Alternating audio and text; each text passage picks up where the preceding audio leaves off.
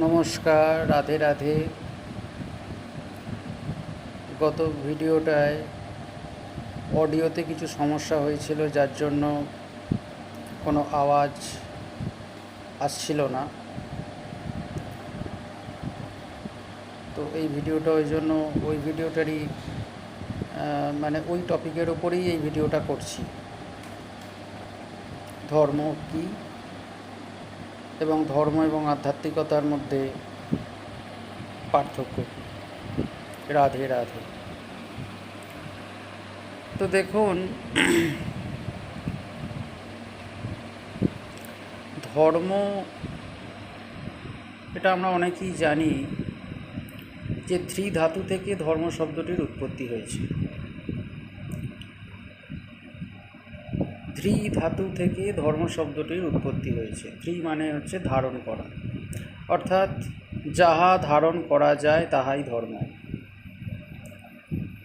ধর্ম সম্পর্কে বিস্তারিত ব্যাখ্যা, অনেক রকম ব্যাখ্যা শাস্ত্র এবং সাধুরা করে গেছেন। যদি আমরা বেদে যাই, সেখানে বলছে অহিংসা পরমো ধর্ম। আবার রামচরিতমানসে ধর্মের অনেক রকম সংজ্ঞা দিয়েছে। ধর্মনা दूसरा सत्य समाना आगम निगम पुराण बखाना।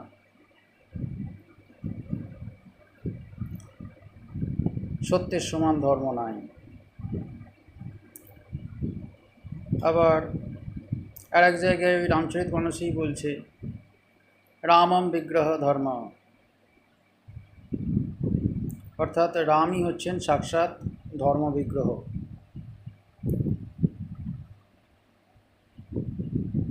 আবার বলা হচ্ছে, রামচরিতমানসেই আছে, পরহিত সরিষে ধর্ম নাহি ভাই, অর্থাৎ অন্যের উপকার করার মতন, অন্যের মঙ্গল যাতে হয় সেই রকম কোনো কর্ম করাটাই হচ্ছে ধর্ম।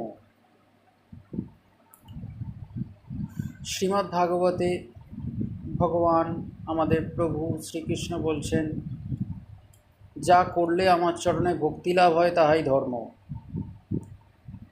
আবার এই ভাগবতী সূর্যি বলছেন, সবই পুংসাং পরৌ ধর্ম যথা ভক্তিরথোপসজে, অর্থাৎ সর্বশ্রেষ্ঠ ধর্ম হচ্ছে ভক্তি। অর্থাৎ ভগবান শ্রীকৃষ্ণ যা বলছেন এবং সূর্যি যা বলছেন তা প্রায় একই।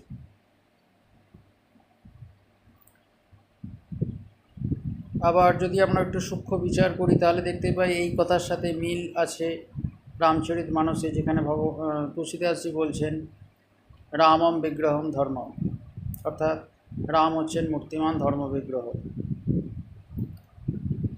রাম ধর্ম বিগ্রহ কথার অর্থ কি?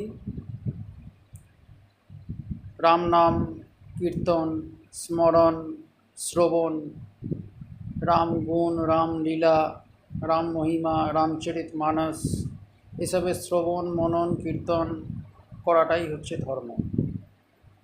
আর এইগুলো করলে কি হয়? এইগুলো করলে ভক্তি লাভ হয়।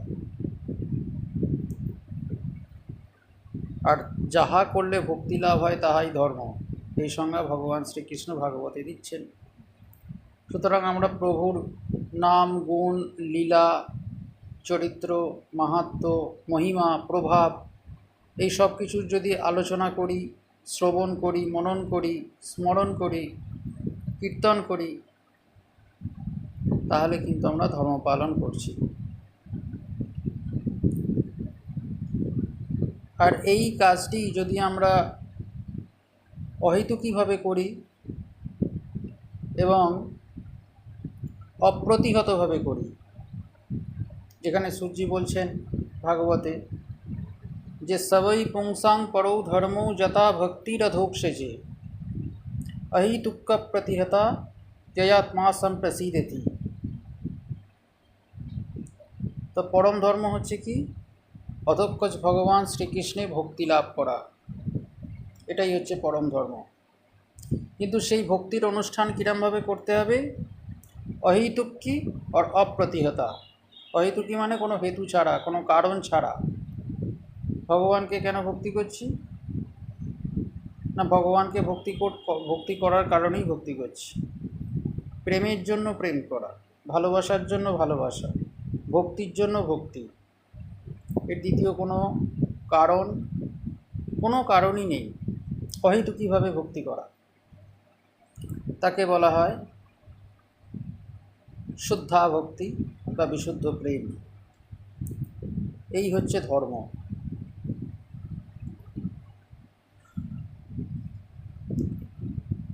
এখন ভক্তি যখন নিষ্কামভাবে হয় এবং অপ্রতিহতভাবে হয়, তখন সেটা আর শুধু ধর্ম থাকে না, সূর্যি বলছেন সেটা পরম ধর্ম। আর এই পরম ধর্মটাই হচ্ছে আধ্যাত্মিকতা।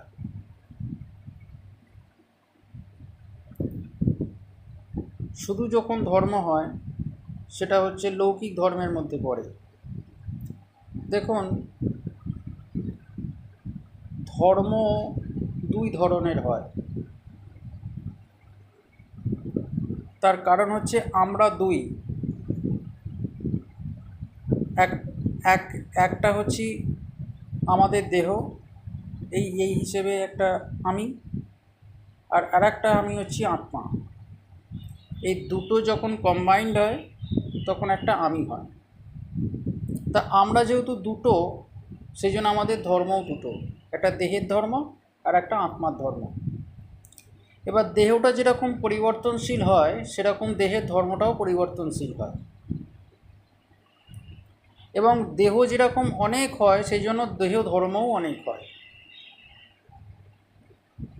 ব্রাহ্মণ, ক্ষত্রিয়, বৈশ্য, শূদ্র এসবের একটা দেহের নাম। আবার আশ্রম ধর্মে ব্রহ্মচর্য, গৃহস্থ, বানপ্রস্থ, সন্ন্যাস এইসবই একটা আলাদা আলাদা আশ্রম, আর তাদের আলাদা আলাদা ধর্ম। এই সব কিছু আলাদা আলাদা হয়। তো দেহের জন্য কোনো কিছু করা শাস্ত্র সিদ্ধান্ত অনুযায়ী সেটা হচ্ছে ধর্ম, আর ভগবানের জন্য কিছু করা নিঃস্বার্থভাবে সেটা হচ্ছে আধ্যাত্মিকতা। ভগবান শ্রীকৃষ্ণ গীতাতে 4 ধরনের ভক্তের কথা বলেছেন। আর্ত, অর্থাৎই, জিজ্ঞাসু এবং জ্ঞানী, 4 প্রকারের ভক্ত হয়। আর্ত মানে হচ্ছে যারা তাদের কষ্ট, দুঃখ, যন্ত্রণা, বিপদ, শোক এই সমস্ত নিবারণের জন্য ভগবানের কাছে আর্ত হয়ে প্রার্থনা করে যে হে প্রভু আমাকে এইসব থেকে উদ্ধার করো। এইটা হচ্ছে আর্তভক্ত। অর্থাৎই হচ্ছে কামী ভক্ত, যারা কামনা বাসনা পূরণ করবার জন্য ভগবানকে আরাধনা করে। তাই আরতি এবং অর্থাৎই এরা নিজের জন্য ভগবানকে ডাকছে, সুতরাং এদেরকে নিষ্কাম ভক্ত বলা যায় না। কিন্তু তবুও তারা ভক্ত, তার কারণ হচ্ছে তারা তাদের কামনা বাসনা পূরণের জন্যই হোক বা কষ্ট নিবারণের জন্যই হোক, তারা অন্য কারোর আশ্রয় না গিয়ে কেবলমাত্র ভগবানের চরণকমলই আশ্রয় গ্রহণ করেছে। এই জন্য ভগবান তাদেরকে আপন করে নিয়েছেন, বলছেন তোরাও আমার ভক্ত, এবং শুধু ভক্ত নয়, প্রিয়।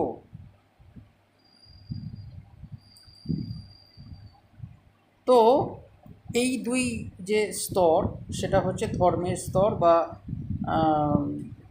কি বলবো, ভগবানের সাথে জীবের যে কানেক্টেড হয় যে জিনিসটার দ্বারা, সেটা হচ্ছে ধর্ম, এবং এইভাবেই হয়। এরপরে হচ্ছে জিজ্ঞাসু এবং জ্ঞানী, এরা হচ্ছে আধ্যাত্মিক লেভেলের স্তর, যারা ভগবানকে জানতে চায় আর যারা ভগবানকে জেনে গেছে। যে জানতে চায় সে হচ্ছে জিজ্ঞাসু, আর যে জেনে গেছে সে হচ্ছে জ্ঞানী। এটা হচ্ছে উচ্চ স্তরের আধ্যাত্মিক স্তরের। তো যখন when God is there for the betterment of my life, তখন সেটা হয় ধর্ম। যখন প্রভু আমাদের জীবনটাকে আমাদের জন্য যখন প্রভু হন, অর্থাৎ আমাদের জীবনে সুখ স্বাচ্ছন্দ্য প্রাপ্তির জন্য, দুঃখ কষ্ট নিবৃত্তির জন্য যখন প্রভু থাকেন, এই অবস্থাটাকে বলা হয় ধর্ম। কিন্তু যখন আমাদের জীবনটা হয় ভগবানের সেবার জন্য,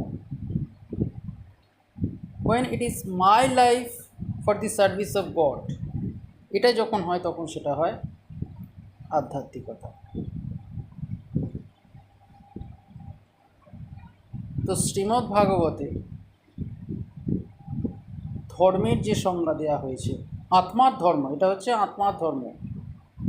আত্মা একটাই হয়, তার ধর্ম একটাই হয়। দেহ অনেক গুণ হয়, তার জন্য তার ধর্মও অনেক গুণ হয়। দেহ পরিবর্তনশীল হয়, সেই জন্য তার ধর্মও পরিবর্তনশীল হয়। কিন্তু আত্মা একটিই হয়, তাই তার ধর্মও একটিই হয়।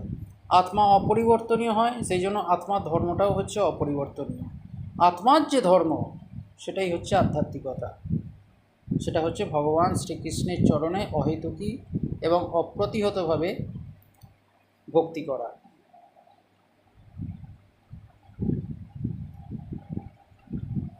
এটা হচ্ছে আধ্যাত্মিকতা। আর যদি রামচরিত মানসের দিকে দেখি, সেখানে আর একটা জায়গায় বলছে, যেটা আমি বললাম একটু আগে, যে ধর্মনা दूसरा सत्य समाना আগম নিগম পুরাণ বাখানা। বলছে সত্যের সমান ধর্ম নয়। এখন সত্য কি? সত্য কি, তার উত্তর রামচরিত মানসেই আছে। কি আছে? ভগবান শিব বলছেন মা পার্বতীকে, উমা कहू में अनुभव अपना सत हरि भजन जग सब सपना। তাহলে সত্য হচ্ছে ধর্ম, আর সেই সত্যটা কি না হরিভজন করা। অর্থাৎ এগুলোকে দেখতে অন্যরকম মনে হলেও আসলে কিন্তু একটি কথাই বলছে, ভক্তি, ভক্তি এবং ভক্তি। এটিই হচ্ছে পরম ধর্ম, এটিই হচ্ছে আধ্যাত্মিকতা। নমস্কার, রাধে রাধে।